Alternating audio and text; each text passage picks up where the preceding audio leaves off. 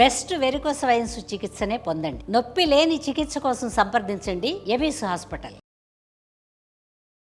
నమస్తే రమ్మగారు. నమస్తే జయ. మంచి ఇంట్రెస్టింగ్ స్టోరీ ఒకటి చెప్పండి అండి. సాహస బాలిక కథ చెప్తాం. ఒక అమ్మాయి భలే సాహసి. చెప్పండి.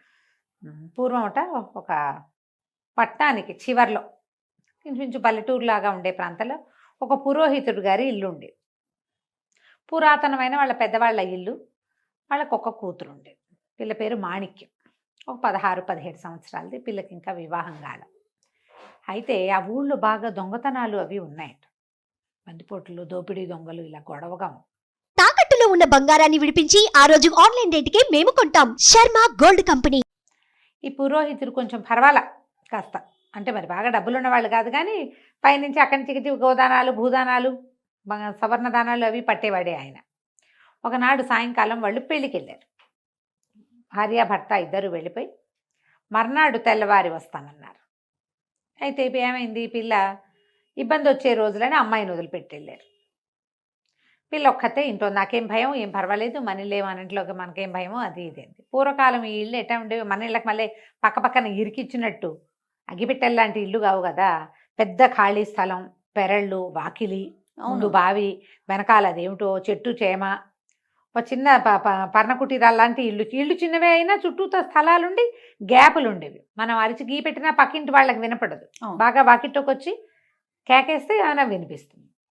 అయితే సరే, ఈ పురోహితుడి ఇల్లు ఇట్లా ఉంది. ఈ దొంగల గుంపు ఒకటి ఊళ్ళో నుంచి బయటికి పక్క ఊళ్ళకి వెళ్తున్న వాళ్ళని అబ్జర్వ్ చేశారు. చేస్తే మన పురోహితుడు భార్య ఊరెళ్ళినట్టు, రాత్రికి రారు, సాయంకాలం 3 గంటలకో ఎప్పుడో బయలుదేరి వెళ్ళారు. ఆ టైంలో వెళ్ళిన వాళ్ళు రాత్రిళ్ళు వెనక్కి తిరిగి వచ్చే మార్గాలు అప్పుడు లేవు కదా. సరే, పురోహితుడి ఇల్లు ఖాళీగా ఉంది, ఇంట్లో పడదామనుకున్నారు. ఒకడిని పంపారు ముందు, పైలట్. అయితే ఏమైంది, ఇంట్లో పడ్డానికి ఇంట్లో దీపం కనపడింది. అంటే ఎవరో ఉన్నారని తెలిసింది. సరే, వీడు ఏం చేశాడు, ఇలా ఫ్రంట్ వాకిట్లో నుంచి కాకుండా అలా వచ్చి దొడ్డి వైపు స్నానాల గది ఉంటే దాని పక్కన దాక్కున్నాడు. పిల్ల ఏం చేసింది, కొంచెం చీకటి పడ్డాక చెమటగా ఉంది, ఒక చెంబు నీళ్ళు పోసుకుందామని స్నానాల గదిలోకి పోయింది. అది దగ్గరికి వెళ్తుంటే నీళ్ల కాగు ఒకటి ఉంది. పాతకాలపు కాగులు ఎంతతో ఉంది, పెద్దవి గుండిగలు. దాని నిండా నీళ్ళు పోస్తారు, డ్రమ్ములాగా. దాని వెనకాల ఎవరో గొంతు కూర్చున్నట్టుగా కనపడింది దానికి. వాడు ఇట్లా కూర్చున్నాడు. ఎవరో ఉన్నారని అది ఏం చేసింది, పిల్ల ఇంకా నీళ్ళు పోసుకోకుండా టక్కిన లోపలికి వెళ్ళి తలుపేసేసుకుంది. మనకు మళ్ళీ బాత్రూమ్లు ఇళ్లలో ఉండవు, బయట ఉంటాయి కదా.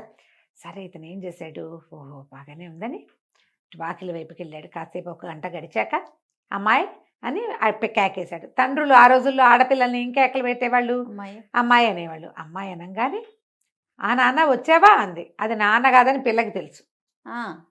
చూస్తోంది ఎప్పుడో మీద పడతాడు వీడు అని. కత్తి కటారు అన్నీ దగ్గర పెట్టుకుంది. అమ్మాయి అనేసరికల్లా తలుపు దీవే అన్నాడు. అనేసరి తలుపు అన్నాడు. నాన్న గొళ్ళెం బిగిసిపోయింది నాన్న, కుడివైపు కిటికీ ఉంది కదా, అందులో నుంచి లోపలికి వచ్చి ఆ గడలాగు నేను లాగినా రావడం లేదు అంది. తలుపుకి కుడివైపున ఒక కిటికీ ఉంది. ఆ కిటికీలోంచి ఇట్లా సగం జ్వరపడి ఆ గడిగి తీయచ్చు. పూర్తిగా రారు మనుషులు, కొంత వస్తారు, తల కూడా పట్టచ్చు అందులో. సరే, ఏమైంది, వీడేం చేశాడు, అలాగే బాగుద్ది, పిల్ల బాగా మంచి సిద్ధంగా ఉందని అట్నుంచి వెళ్ళి ఆ కిటికీలో నుంచి తలకాయ చాచి మెడిట సగం చాచి ఇట్లా పక్కకు తిప్పి చేయి పెట్టిపోయాడు. పెట్టంగానే పిల్ల ఏం చేసింది, పక్కన సిద్ధంగా ఉండి ఒక గొడ్డలు ఏదో పెట్టుకుంది, టాపామని ఒక పెట్టింది.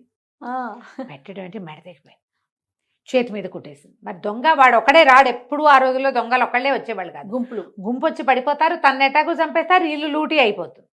దాని బదులు వీడిని చంపడం బెటర్. అక్కడి నుంచి ఏం చేసింది, 4-5 గోతం సంచులు తీసుకొచ్చి ఆ తల చెయ్యి ఒక గోతంలో వేసింది. అటకని వీడికి తల ఇటు పడిపోయింది, మొండెం అటు పడిపోతుంది కదా. వాకిట్లోకి వెళ్ళి ఆ మొండాన్ని మట్టిలోకి దోసేసి టపా 4 ముక్కలు నరికేసి అన్నిటినీ తల ఒక సంచులు వేసి మూటకట్టి లోపల లాగేసింది. బ్రహ్మరాక్షసి అదే కదా, పురోహితుడు కూతురు అంత పని ఎట్లా చేసింది మరి, లేకపోతే వాళ్ళంతా పడిపోతారు. తన పరిస్థితి ఏమవుతుందో. అక్కడి నుంచి ఇంకో గంట పోయాక ఎవరో ఇట్ట తలుపు కొట్టారు కిటికీ దగ్గర. పని అయిందా అని అడిగారు. ఈ పిల్ల వెంటనే అర్థమైంది దానికి. అదేం చేసింది, ఒక తువ్వాల్ని, భుజం మీద ఉన్న తువ్వాల్ని తమ మూతి కట్టుకుంటే అయిపోయింది అని చెప్పింది. ఆడగొంతో మొగ్గొంతో తెలియలే. అయిపోయింది సరికల్లా, సరే ఒక్క మూట అందించు అన్నాడు బయటవాడు. అనగానే ఈ తునకాలు తరిగిందిగా ఒక్క మూట అందించేసింది. వాళ్ళు పట్టుకుపోయారు. వాడు అన్నాడు, ఆ బయట ఉంచిన వాడు, ఇంకా ఎందుకు ఇక్కడ రారా అంటే, నేను వంటలు సవిరి చూస్తాను, మీరు వెళ్ళండి అని. అది తువ్వాలు అడ్డం పెట్టుకుని మామూలుగా ఓపెన్గా మాట్లాడాల అని మాట్లాడుతుంది. గుసగుసగా మాట్లాడేటప్పుడు ఆడగంతో మొగ్గంతో చీకట్లో తెలీదు. పైగా అదొక టెన్స్ వాతావరణం ఒకటి ఉంది కదా అక్కడ. వాళ్ళు కాస్త వెళ్ళిపోయారు.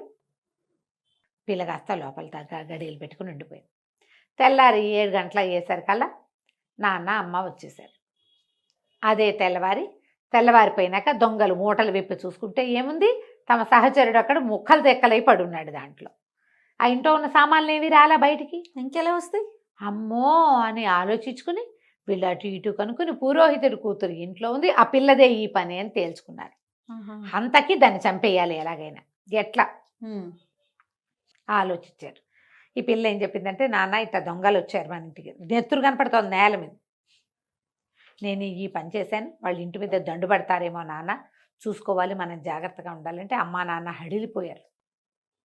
తమనేమైనా చేస్తారని కదా, కానీ పెళ్ళిడికి వచ్చిన పిల్లని ఏమైనా చేస్తారేమో. అదే సరే ఆలోచించారు. మధ్యాహ్నం అయ్యేసరికి ఈ దొంగలంతా ఏం చేశారు, చక్కగా పెళ్లి వాళ్ళలాగా తయారయ్యారు.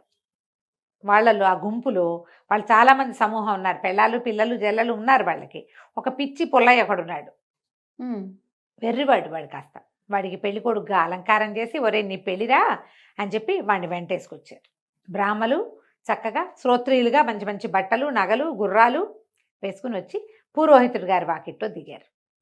దిగి, నమస్కారం అండి, మీరు ఫలానా అయినా అదేనా అని కనుక్కొని, మీ ఇంట్లో ఒక పిల్ల ఉందిట, ఇదిగోండి మా పెళ్లి కొడుకు, మేము అత్యవసరంగా కాశీ బయలుదేరిపోతున్నాం, పిల్లవాడికి పెళ్లి చేశాకే మేము శ్రాద్ధాలు అవి పెట్టాలని భావించాము, మరి మీరు ఇప్పటికిప్పుడు ముహూర్తం నిశ్చయించి పిల్లనిచ్చి పెళ్లి చేశారంటే రూపాయి కట్నం వద్దు, పెళ్లి చేసి పంపిస్తే చాలు, మేము ఇట్టించేటే కాశీ వెళ్ళిపోతున్నాం.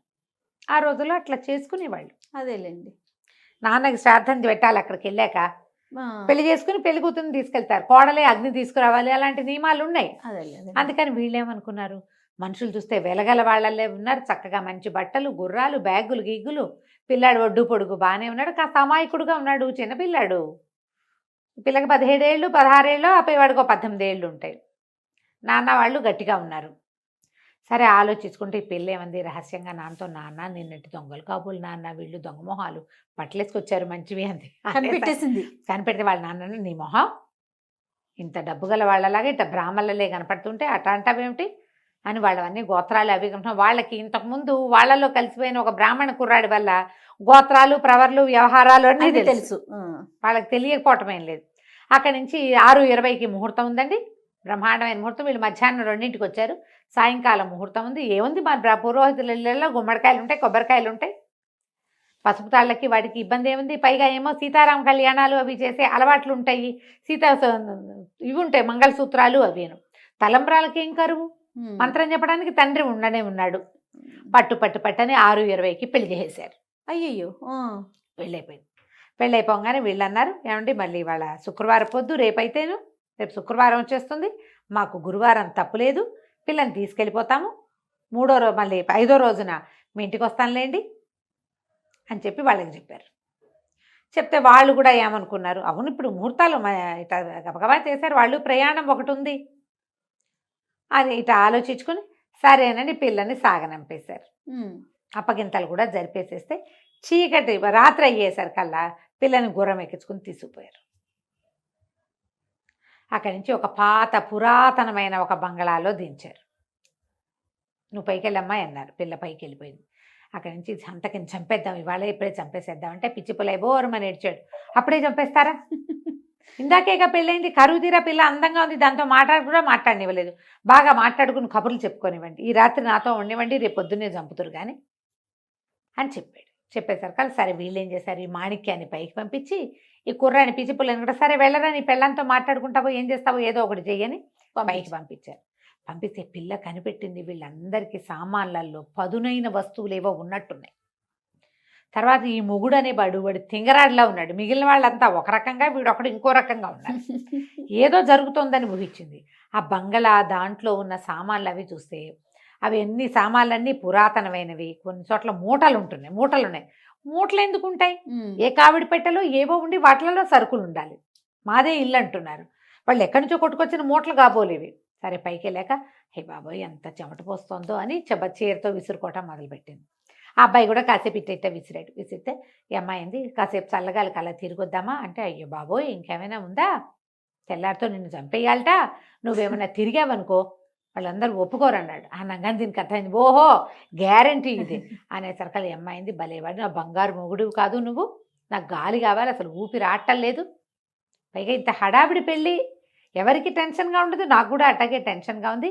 ఓ పని చెయ్యి, నేను ఉత్తరీయం నా నడుము కట్టు, నేను మేడం ఎంచి కిందకి దింపున్నాను, కింద తోటలో కాసేపటా తిరుగుతా, తర్వాత నువ్వు పైకి లాగేసి నేను పైకి వచ్చేస్తాను అనేసరికి ఇతను మరి పెళ్ళం ముచ్చటగా ఉంది వాడికి.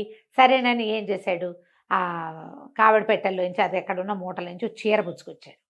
దీన్ని అమ్మాయి నడువుకి ఓ తాడు కట్టాడు. తాడు కడితే ఆ పిల్లంది నువ్వు గట్టిగా పట్టుకో నేను అలాగా దిగుతానని ఆ మేడ మీద నుంచి కిందకి దిగేసింది పిల్ల. దిగేసింది, వీడికి చీర కొంత దూరం లాక్కుపోయింది, వీడి పిట్టగోడ దగ్గర నుంచున్నాడు. ఈ పిల్ల అటు ఇటు చూస్తే అక్కడ కొన్ని మేకలు పడుకుని ఉన్నాయి. చల్లగా తన నడువు తోడదీసి ఓ మేక నడువుకేసి కట్టేసేసి ఇంకా పరిగెత్తేసి. సరే కాసేపు అయిన తర్వాత ఆ మేక అటు ఇటు లాగటం మొదలుపెట్టింది. వీడు అనుకున్నాడు, ఓహో లాగుతోందంటే చాలు నన్ను పైకి లాగమంటోంది అనుకుని దాన్ని ఇట్లా లాగబోయాడు. లాగబోయేసరికల్లా కాసేపు ఊరుకుంది మేక, బాగా దగ్గరకు వచ్చేసరికి మ్యా నరిచింది. వీడు అడిలిపోయాడు, ఏమిటి మ్యా అంటోంది, మా పెళ్ళాం మేకగా మారిపోయిందా? వాడికి అర్థం కాల, మొదట అర్థం కాల, అది మ్యా అని గిజగిజా గింజుకుంటుంటే వీడు బలకొద్ది అని లాగేశాడు. తీరా పైకి లాగితే ఏముంది, అందమైన అమ్మాయి నడువు కట్టి తాడు కాస్త మేక నడువు కట్టుది. వాడు లబో దిబో అని పెద్ద పెద్ద కేకలు పెట్టాడు. వాడు లాగిన లాగుడికి బెదిరిపోయి ఆ మేక మే మే మే మే మే అని కేకలు, అది అరుస్తాయి కదా మేకలు, బెదిరొచ్చిన కొద్దీ అరుపు ఎక్కువైపోతుంది. ఆ కింద పడుకున్న వాళ్ళు వీళ్ళు లేచి పరిగెత్తుకుంటూ వచ్చారు. దీపాలు పుచ్చుకుని వస్తే ఏముంది, అర్ధరాత్రి వేళ మేకను పుచ్చుకుని నా పెళ్ళాం మేక అయిపోయిందో అని ఏడుస్తున్నాడు. ఒరే మేకెట్టా అయిపోయిందా, ఏం చేసావురా అంటే, గాలి కావాలంటే నడువుకు తాడుగట్టి దింపాను, కిందకి వెళ్ళాక మేక అయిపోయింది అన్నయ్య ఇది అన్నాడు. అనగానే ఓ నాయన చాలా తెలివిగలది పిల్ల, తప్పించేసుకుంది, పట్టండి వెతకండి అని దీపాలు పుచ్చుకుని దొంగలందరూ కత్తులు పుచ్చుకుని బయలుదేరారు. ఆ పిల్ల ఎక్కడ దొరికితే అక్కడ చంపేద్దామని. ఈ పరిగెత్తిన పిల్ల, దానికి ఏం దారి తెన్ను తెలీదు, ఏమీ తెలీదు ఆ దారి. కానీ అదేం చేసింది, పిల్ల పరిగెడుతూ ఓ చెట్టు దగ్గర, మర్రి చెట్టు దగ్గర ఆగి చూస్తే మర్రి చెట్టుకి పెద్ద తొర్ర ఉంది. ఇది చీర కట్టుకుని లోపలికి వచ్చింది. వీళ్ళు ఏం చేశారు, అన్నీ వెతికి వెతికి మర్రి చెట్టుకి పెద్ద తొర్ర ఉంది, అందులో కూర్చుందేమోనని లోపలికి వచ్చి ఆ మర్రి చెట్టు దాకా వచ్చి కత్తి పెట్టి లోపల పెట్టి ఇట్లా ఇట్లా కదిపాడు. దాంట్లో ఒకడు కదిపేసరికల్లా పిల్లకి జబ్బలో దిగబడింది. పిల్ల నోరు నొక్కుని కూర్చుంది. జబ్బలో దిగబడింది కత్తి. వాడు లాగుతుంటే ఏం చేసింది, చటుక్కని చీర చెంగు పెట్టి తుడిచేసింది. నెత్తురు మరక కనపడకుండా బయటికి చూస్తే లోపల ఎవరు లేదు, నెత్తుటి మరకలు కూడా లేవు. చీకట్లో అంత తెలియదు, మరకుంటే కనపడేది, మరకలేదు, తుడిచేసిందిగా. వెళ్ళిపోయారు. అక్కడి నుంచి ఇంకా వెతకటం మొదలెట్టారు. ఈ పిల్ల నెత్తురు గారిపోతుంది జబ్బ. ఇక్కడే కూర్చుంటే తెల్లారేసరికి వరదల్లా గారి చచ్చిపోతానని ఆ జబ్బ గట్టిగా కుడి చేతితో ఎడం చేతిని గట్టిగా పట్టుకుని మెల్లిగా పరిగెత్తడం మొదలుపెట్టింది. వెళ్తుంటే ఏమైంది, ఒక గడ్డి బండి ఎదురొచ్చింది. ఆ దొంగలు కొంచెం దూరంలోనే, కూతబయట దూరంలోనే ఉన్నారు, పరిగెడుతున్నారు. ఈ పిల్ల ఏం చేసింది, బాబాయ్ దొంగలు నా వెంట పడ్డారు. పిల్లేమో పెళ్లి కూతురు అలంకరణలో ఉంది కదా, కాస్త పువ్వులు జడ అవి ఉన్నాయి, జడ నిండా పువ్వులు, మెళ్ళో ఏవో వస్తువులు, గాజులు గలగల్లాడుతున్నాయి. బాబాయ్ దొంగలు వెంటపడ్డారు, మా వాళ్ళంతా తల దిక్కైపోయారు, నన్ను కాపాడవా అంటే అతను ఏం చేశాడు, గడ్డి కొంచెం పైకి తొలగదీసి అమ్మాయి ఇందులో కూర్చో అని చెప్తే ఈ పిల్ల ఏం చేసింది, ముక్కుకి నోటికి గుడ్డ అడ్డం కట్టేసుకుని ఆ గడ్డి మధ్యలో కూర్చుంది. గడ్డిలో కూర్చుంటే పిచ్చి తుమ్ములు దగ్గు వస్తాయి, నసకి దురదలు వచ్చేస్తాయి ఒళ్ళంతా. బిగదీసిపోయి కూర్చుంటే ఈ దొంగలు వచ్చారు. వచ్చి గడ్డి బండి పడినారు. ఒక పెళ్లి కూతురు పిల్ల ఎవరితోనైనా వచ్చిందంటే రాలేదన్నాడు. వీడు చూశాడో లేదోరా, గడ్డిలో ఏమైనా దాక్కుందేమో చూడండి అని మళ్ళీ గడ్డిలోకి కత్తి కస అభిసా పొడిచారు. తొడలోకి దిగబడింది కత్తి. నోరు గట్టిగా మూసుకుని ఆ కత్తి బయటకు వస్తున్నప్పుడు మళ్ళీ చీర పెట్టి శుభ్రంగా తుడిచేసింది. కత్తి చూస్తే దానికి నెత్తుటి మరకలు లేవు, అంటే ఇందులో కూడా లేదు. వాళ్ళు వెతకటం మొదలుపెట్టారు. ఈ గడ్డి బండి ఊరు దగ్గరికి రాగానే పిల్ల అక్కడి నుంచి దిగేసి తెల్లవారుజాముకి వాకిట్లో చేరింది తన ఇంటికి. ఊర్లోకి వెళ్తుంటే దాని దారి తెలుసు కదా, అంతే. ఊళ్ళోకి వెళ్ళిపోయింది. ఇంటికి వెళ్ళి తలుపు కొట్టేసరికి నాన్న నెరకాంతి పెట్టి నెత్తుడు ఓడిపోదు, నెత్తి నిండా గడ్డి. పిల్ల ఇట ఉన్న పిల్లని చూసి అడిపోయి, ఏమిటమ్మా ఏం జరిగింది అంటే, నాన్న నిన్ననే చెప్పలేదా వాళ్ళు దొంగలని, నన్ను తీసుకుపోయారు. ఆ వెర్రివాడి కేసు కట్టారు. నేను మేడ మీద ఉన్నాను. అక్కడి నుంచి పారిపోయి వచ్చా. ఇట్లా 2 చోట్ల అంటే కత్తిపోట్లు వచ్చినాయంటే సరే ఏం చెప్పింది, వాళ్ళు ఖచ్చితంగా వెతుకుతూ మన ఇంటికి వస్తారు. ఈ లోపల నువ్వు వైద్యుడిని పంపించు మన ఇంటికి. నువ్వు పరిగెత్తుకుంటూ వెళ్ళి సైనికులకి చెప్పిరా దొంగలు మన ఇంటికి వస్తారు. ఎందుకంటే ఈ పగ తీరకుండా వదిలిపెట్టరు వాళ్ళు. తెల్లవారేసరికి రారు, అంతేగా. గ్యారంటీగా వస్తారు అని చెప్పంగానే ఈయన పరుగున వెళ్ళిపోయి పక్కన ఒక కట్లు కట్టే వైద్యుడు ఉంటే ఆయన కేకేసి మా ఇంటికి వెళ్ళాడు, మా పిల్లకి ఏవో దెబ్బలు తగిలినాయని పరిగెత్తుకుంటూ గ్రామాధికారి దగ్గరికి వెళ్ళాడు. ఆ గ్రామాధికారి దగ్గర ఈ దేశపు రాజుగారి ఊళ్ళల్లో దొంగతనాలు అవుతున్నాయి కదా, ఒక గుంపుని పెట్టాడు. పిల్ల ఏం చెప్పిందంటే సైనికుల దుస్తులతోటి రావద్దని చెప్పు, పెద్ద మనుషుల్లాగా రమ్మను, కత్తులు అవి మన ఇంట్లో దాచిపెడదాం, సైనికులు కనపడితే వాళ్ళు లోపలికి రారు. అయితే సరే ఇతను చెప్పాడు ఇట్లా దొంగలు ఇలా జరిగింది, మా ఇంటికి రండి అంటే వాళ్ళు గుంపు ఒక 20 మంది వీళ్ళింటికి వచ్చారు. ఈ దొంగలు మొత్తం అడవంతా వేటాడి వేటాడి వేటాడి చూసి ఇంటికి వెళ్ళి తెల్లవారిపోయిన తర్వాత మర్రి చెట్టు మొదట్లో ఆ మర్రి చెట్టు లోపల కొద్దిగా రక్తపు మరకలు చూసి, అంటే ఇందులో కూర్చుంది పిల్ల, దెబ్బలు తగిలిన పిల్ల ఎక్కడికి వెళ్తుంది, తండ్రి ఇంటికే కాదు వెళ్ళేది. అందుకని పొద్దున్నే ఏం చేశారు, మళ్ళీ శుభ్రంగా స్నానాలు చేసి రాత్రంతా తిరిగారు, నిద్ర లేవు, 2 గంటలు నిద్రపోయారు అందరూ పడి. బాగా పొద్దు మీదకెక్కాక మధ్యాహ్నం అవుతుండగా చక్కటి బట్టలు అవి ధరించి పెళ్లి కొడుకుతో సహా వీళ్ళింటికి వచ్చారు. వీళ్ళింటికి వచ్చేసరికల్లా వీళ్ళ వాకిట్లో చక్కగా కంబళ్ళు అవి పరిచుండి పెద్ద మనుషులు బోళ్ళంతమంది వాటి మీద కూర్చొని కబుర్లు చెప్పుకుంటారు. అనుమానం హడిలిపోయారు, ఏమిటి ఇంతమంది ఉన్నారు, నేను ఎవరు లేరే వీళ్ళింటో అని చెప్పి సరే ఆయన్ని పిలిచారు. ఏమండి పురోహితుడు గారు, మీ అమ్మాయి కానీ వచ్చిందా అన్నారు. అమ్మాయి రావటం ఏమిటండి బలివారు, నేను మీరే కదా తీసుకెళ్లారు, అమ్మాయి ఏమి రాలేదండి అన్నాక వాళ్ళు అడిగారు దొంగలు, ఎవరు వీళ్ళంటే మీరు చుట్టాలండి, పిల్ల పెళ్ళి సడన్గా అయిపోయింది, రాత్రి నిన్న సాయంకాలమే కదా, చుట్టుపక్కల వాళ్ళంతా అటు ఇటు చెప్పి మా ఊళ్ళో ఉన్న దూరంగా ఉన్న చుట్టాలంతా పొద్దున్నే వచ్చారు, ఈ పూట విందు అది జరుగుతోంది, మీరు లేని లోటు కనపడుతోంది, మీరంతా వచ్చారు కదా, కాళ్ళు చేతులు కడుక్కోండి, మీరు కూడా భోజనాలు చేద్దరు కానీ రండి రండి అని ఒక్కడిని కూడా వదలకుండా అందరినీ మొగుడు పెళ్ళం బతిమలాడి ఇంట్లోకి తీసుకొచ్చి వాకిలి గేటేయించేశారు. లోపలికి వచ్చి వీళ్ళందరూ ఆశీనులు అవ్వగానే ఉన్న చుట్టాలకు చెప్పారు, వీళ్ళేనండి మా పిల్లని ఇచ్చిన పెళ్లివారు అని. వాళ్ళంతా లేచి నిలబడ్డారు, నమస్కారం అండి అని. తలా ఒక మూల నుంచి కత్తులు తీసి పట్టేశారు. ఓకే, దొంగలు మొత్తం దొంగల ముఠా మొత్తాన్ని పట్టేసేసారు, ఆ పిచ్చివాడితో సహా. అంతకుముందు వాళ్ళు ఎక్కడెక్కడ ఏమేమి దాచిపెట్టారో మొత్తం కనుక్కున్నారు. ఆ ఇంట్లో ఎన్నో మూటలు ఉన్నాయి.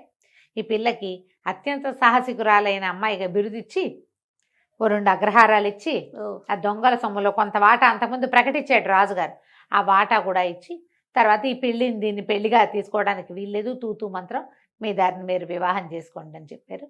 ఆ పిల్లకి తర్వాత మళ్ళీ వాళ్ళలోనే ఎవరినో చూసి పెళ్లి చేసుకున్నారు. కథ కంచికి మనం ఇంటికి. చాలా బాగుంది అమ్మగారు. నమస్తే. నమస్తే.